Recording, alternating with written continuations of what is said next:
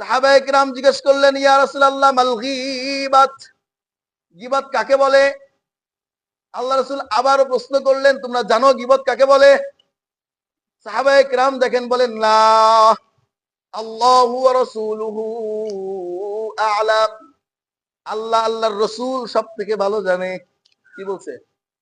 আল্লাহ আল্লাহর রাসূল ভালো জানে, ইয়া রাসূলুল্লাহ আমরা জানি না। অথচ গীবতের কথা কিন্তু আগেও বলছে। কিন্তু যখনই হুজুর জিজ্ঞেস করতেন হুজুর সাল্লাল্লাহু আলাইহি সাল্লাম, তখনই সাহাবায়ে কিরাম এই জবাব দিতেন, আল্লাহু ওয়া রাসূলুহু আ'লাম, আল্লাহ আল্লাহর রাসূল ভালো জানে, আমরা তার সামনে কিছুই জানি না। আমরা তার সামনে কিছুই জানি না। কিন্তু আমরা মাদ্রাসায় জীবনে পড়ি নাই, ওই 18 বছর 20 বছর পড়া হুজুরের থেকে আমি ভালো জানি। ঠিক কি না? আল্লাহু আকবার। এটা সাহাবায়ে কিরামের আদত না, অভ্যাস ছিল না।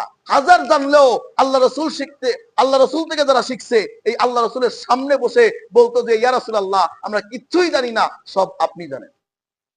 আল্লাহু আকবার। আল্লাহ রাসূল জিজ্ঞেস করে, মাল গীবাত, গীবত কাকে বলে? গীবত কি? সাহাবায়ে কিরাম বলেন, আল্লাহু ওয়া রাসূলুহু আ'লাম, ইয়া রাসূলুল্লাহ আপনি আর আমাদের রব আল্লাহ সবচেয়ে ভালো জানেন, আমরা আপনার সামনে কিছুই জানি না।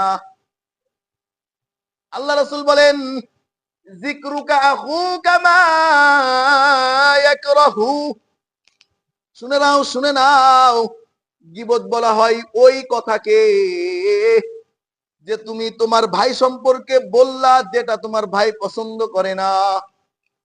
তোমার ভাই সম্পর্কে এমন কোন কথা বললা যে কথা বলা তোমার ভাই পছন্দ করে না। এক সাহাবী বললেন, ইয়া রাসূলুল্লাহ ইন কানা ফীহি মা আকুল, আমি যে কথাটা বললাম এই কথাটা যদি সত্য সত্য, এই কাজটা যদি, অভ্যাসটা যদি, দোষটা যদি তার ভিতরে থাকে। আমরা অনেকে বলি না, সত্যি কথাই তো বলতেছি, সমস্যা কি? বলি কি না?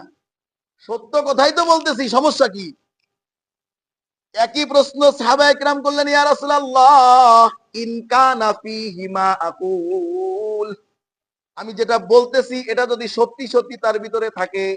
আল্লাহ রাসূল বললেন, যদি থাকে তাহলেই তো গীবত, আর যদি না থাকে তাহলে তো তোহমত, মিথ্যা অপবাদ, এটা তো আরো ভয়ঙ্কর। অর্থাৎ গীবত আমরা মনে করি যে যেটা নাই এর ভিতরে বানাই কইতাছি, এটা গীবত না, এটা গীবত না। আপনার ভিতরে যেটা নাই এটা যদি অন্য ভাই বলে, অন্য কেউ আপনার নামে বানায় দেয়, তাহলে মিথ্যা তোহমত দিল, বুঝেন? আর যেটা আপনার ভিতরে আছে এটা যদি বলা হয়, যেটা আপনি পছন্দ করেন না যে আমার এই দোষটা আরেকজন জানুক, আমার এই দোষটা আরেকজনের সামনে বলা হোক, এটা আপনি চান না, কিন্তু আপনার কথা কেউ বলতেছে, তাহলে এটা হবে গীবত, এটা হবে গীবত।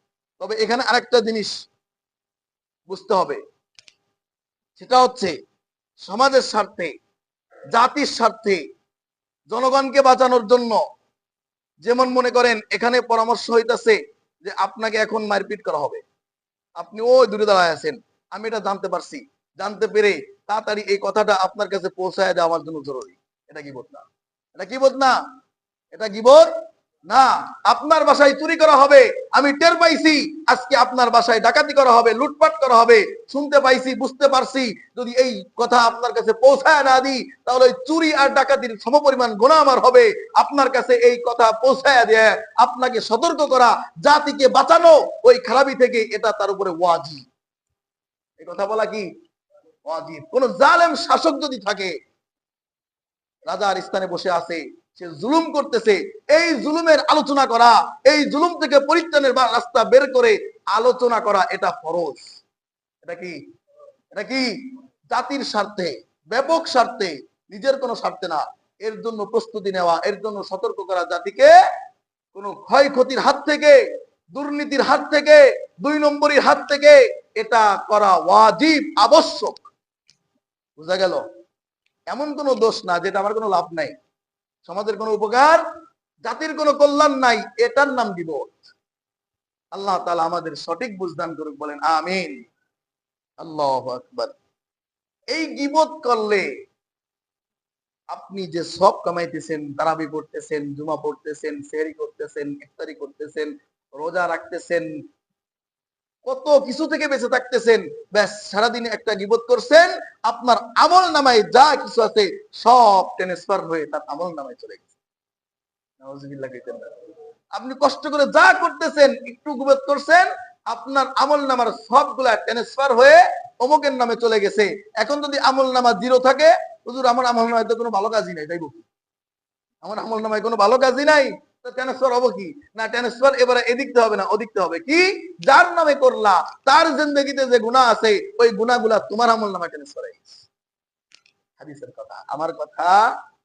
ইয়া আইয়ুহাল্লাযীনা আমানু ইজতানিবু কাসীরাম মিনায-যন্ন ইন্না বা'দায-যন্নি ইসমুন ওয়া লা তাজাসসাসু ওয়া লা ইয়াগতাব বা'দুকুম বা'দা أيحب أحدكم أن يأكل لحم أخيه ميتا فكرهتموه واتقوا الله إن الله تواب رحيم সূরা হুজুরাত 13 নম্বর আয়াত।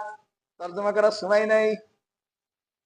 আল্লাহ বলতেছেন এটা গীবত করাটা এত মারাত্মক গুনাহ, তোমার ভাই মরে গেছে, দাফন করার সময় হয়েছে, এমত অবস্থায় দাফন না করে সবার সামনে তুমি যদি কামড়ায় তোমার ভাইয়ের শরীর থেকে গোস্ত খাও, খাইবানি কেউ? আল্লাহ বলতেছে ফাকারিহতুমু, অবশ্যই এমন ভাবে নিজের ভাইয়ের গোস্ত খাওয়াটা সবাই অপছন্দ করো, ঠিক কি না?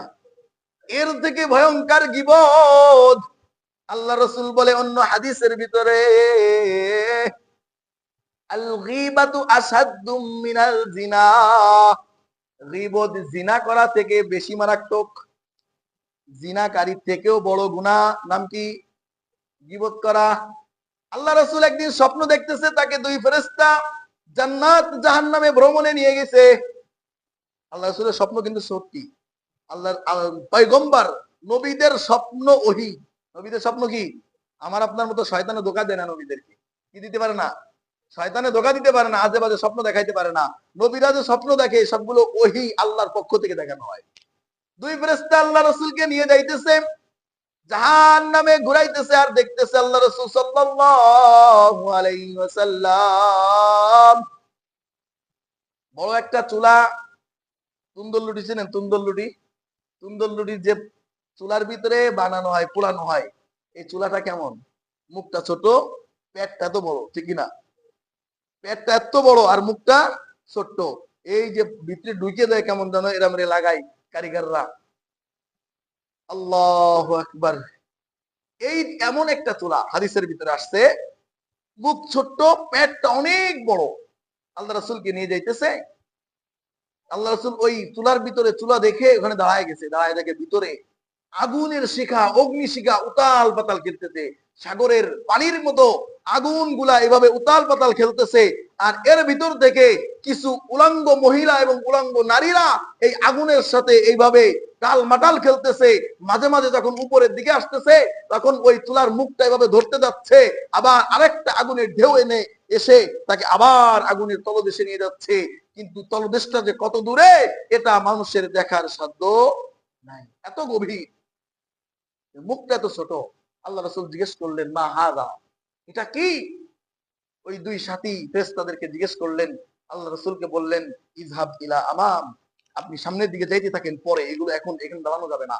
আল্লাহ রাসূলকে নিয়ে গেলেন, সামনে যেয়ে দেখলেন একটা মানুষকে চিৎ করে শোয়ানো হয়েছে, তাকে বিশাল আকৃতির দেহ দান করা হয়েছে, মাথাটা এত বড় দান করা হয়েছে, তার এই দুই চোয়াল ঠোঁট ফাঁক করে মাঝখান দিকে যাইতেও কাটে, আসতেও কাটে, এমন একটা করাত, ধারালো করাত দিয়ে দুই পাশে দুই ফেরেশতা বসে বসে দুই পাশে পা বাঁধাই দিয়া মাথার সাথে এভাবে টেনে টেনে তার ওই চোয়ালকে কেটে ফেলা হচ্ছে। কাটতে কাটতে যখন একেবারে এই মাথার শেষ চামড়া পর্যন্ত আসতেছে, ফাঁক হয়ে যাচ্ছে, তখন আবার একসঙ্গে লেগে যাচ্ছে, করাতটাকে আবার উঠায় আবার ফাড়া হচ্ছে। আল্লাহ রাসূল জিজ্ঞেস করলেন, মা হাদা, এটাও কি? বুঝলাম না কিছু। আল্লাহ রাসূলকে বলল, আপনি সামনের দিকে আগাইতে থাকেন, এখানে দাঁড়ানো যাবে না। এভাবে অনেকগুলা দেখলেন। এরপরে স্বপ্নের ভিতরে আবার রাসূলকে জিজ্ঞাসা করতেছে, ব্যাখ্যা দিতেছে। রাসূল জিজ্ঞাসা করলেন, কি দেখলাম ওগুলা? আল্লাহ রাসূলকে বলল, প্রথম যে চুলা দেখছেন, এই চুলার ভিতরে ওই সমস্ত নারী পুরুষ যারা তাদের লজ্জা স্থানের হেফাজত করে না, এই দুনিয়ায় জিনা ব্যভিচারের সাথে লিপ্ত হইছে, এদেরকে আগুনের ভিতরে এইভাবে উতাল পাতাল দিয়ে জ্বালানো হইতেছে। আর দ্বিতীয় যেটা দেখলেন, তাদের চোয়াল ছিঁড়ে ফেলা হচ্ছে, ছেড়ে ফেলা হচ্ছে, এরা হচ্ছে ওই সমস্ত ভালো মানুষ যারা সব কিছু ঠিকঠাক করছে কিন্তু গীবত থেকে নিজেকে বাঁচায় নাই, গীবত করছে, এই গীবতের পরিণাম এভাবে হতে আছে, এভাবে তাকে আযাব দেওয়া হচ্ছে। আল্লাহ রাসূল বলেন এই আযাবটা কতদিন পর্যন্ত হবে? আল্লাহ রাসূল বলেন এটা আযাব এখনো ফয়সালার মাধ্যমে হয় নাই, আপাতত কিয়ামত পর্যন্ত হতে থাকবে। কিয়ামতের দিন ফয়সালা হবে এর শাস্তি কি হবে। নাউজুবিল্লাহ কইতেন না। মানে এটা প্রাথমিক। এটা কি? এটা উচ্চ মাধ্যমিক না, এটা প্রাথমিক। তোর ধরলেই পিটানি হয় না? তোর ধরলেই তো পিটানি হয়। আর তোরে পিটানি কেন দিল? ওরে বিচার হইছে এখনো? বিচার হইছে? বিচার হয়ে পরে শাস্তি আরো কি হয়? বিচার হওয়ার পরে জরিমানা হয়, মায়ের পিঠ হয়, জুতার মালা হয়, এলাকা ঘুরানো হয়, হয় না? কিন্তু দৌড়েই তো আগে মায়ের খাইছে, দৌড়েই মায়ের খাইছে না? ধরা টানছেই তো আগে ওর হাড্ডি গুড্ডি ভেঙে ফেলছে। তা এভাবে একটা নাফরমান যখন কবরে যায় মৃত্যুর সঙ্গেই থেকে তার শুরু হয়ে যায়, কিয়ামত পর্যন্ত প্রাথমিক চলতে থাকে, আর কিয়ামতের দিন বিচার হয়ে ফয়সালা হয়ে চূড়ান্ত পর্যায়ে পৌঁছাবে। নাউজুবিল্লাহি মিন যালিক। এজন্য আমাদের সামনে রমজান মাস, আমাদের প্রস্তুতি বন্ধু। সর্বপ্রথম এই প্রস্তুতি থাকবে আমরা সব কিছু ছেড়ে দিয়ে আমরা রমজানকে পরিপূর্ণ হক আদায় করে রাখার চেষ্টা করব। বিশেষ করে আমার মুখ থেকে যেন আমার কোনো ভাইয়ের অপছন্দনীয় কথা অন্যের সামনে না বের হয়। আল্লাহ রাব্বুল আলামিন আমাদের সবাইকে গীবত নামক, পরনিন্দা নামক, দোষচর্চা নামক এমন খারাপি গুনাহ থেকে আল্লাহ রাব্বুল আলামিন আমাদের সবাইকে আমাদের জিন্দেগির সমস্ত আমল ঠিক রেখে এইগুলোকে, গুনাহের কাজগুলাকে বরবাদ করে, গুনাহের প্রতি ঘৃণা সৃষ্টি করে ভালো কাজের প্রতি আকর্ষণ সৃষ্টি করে দেন, বলেন আমিন। ওয়া আখিরু দাওয়ানা আলহামদুলিল্লাহি রাব্বিল আলামিন। ওয়া মা আলাইনা ইল্লাল বালাগ। যারা সুন্নাত পড়েন না 4 রাকাত ক্বাবলা জুমআহ সুন্নাত পড়ে দেখেন। আল্লাহ